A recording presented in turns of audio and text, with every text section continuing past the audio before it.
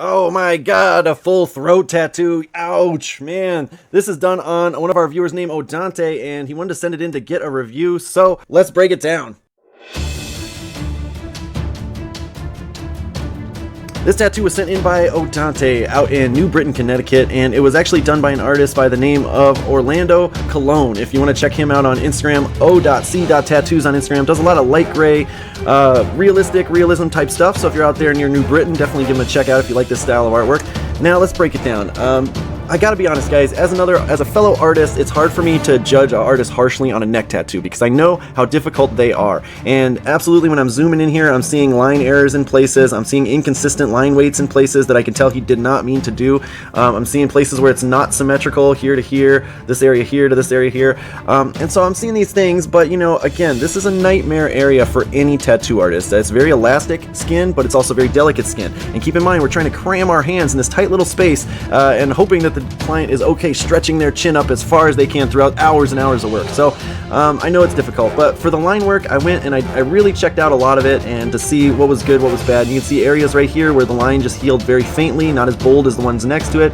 Now this might just be because you know, it's up here behind the ear. That's a difficult place to get the heel properly, and I can show that here with these letters that he previously had. You see how the swoop in the M there, the higher up it goes, the harder those areas heal. So I can't really blame the artist a lot for that. It just is what it is. For the line work though, I think I'm going to rate it a 6 out of 10. And when we talk about the shading, I'm also seeing inconsistencies. For example, how dark it is right here, but it doesn't really fade out.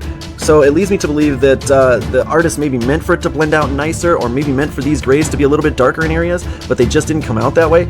And here again, the tone of this ivy, this filigree here, is the same tone as the face. And so I think you needed more contrast behind this ivy stuff to really bring out the details in the face and differentiate it well. And so some of these areas, it's just healed really dark here, but really light right on the other side. And I don't think that was intentional on the artist's part. I think it could be smoother. So for the shading, I think I'm going to give it a 7 out of 10.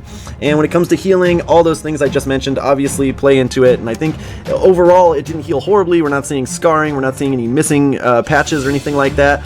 But I think for the healing, I'm going to give it a 7 out of 10. I think some of these dark spots should be more contrasted, should have healed darker, and I think some of these lines could have been smoother. So overall, I'm going to rate this one 6.9 out of 10. And I almost hate to do that. I know, Odante, you went through some serious pain for this thing. I want to rate it higher, but all in all reality, I think this could just be touched up. Some of the dark contrast could be reworked, and some of these lines could be smoothed out, and it'll be an epic piece. And so, and that's not uncommon for necks. Necks kind of need that to be done sometimes, just because how rough they heal. So that's it for me, 6.9 out of 10. Let them know how you guys would rate this one down in the comments below. Otherwise, if you want your tattoo rated, just send it in. All right, bye-bye.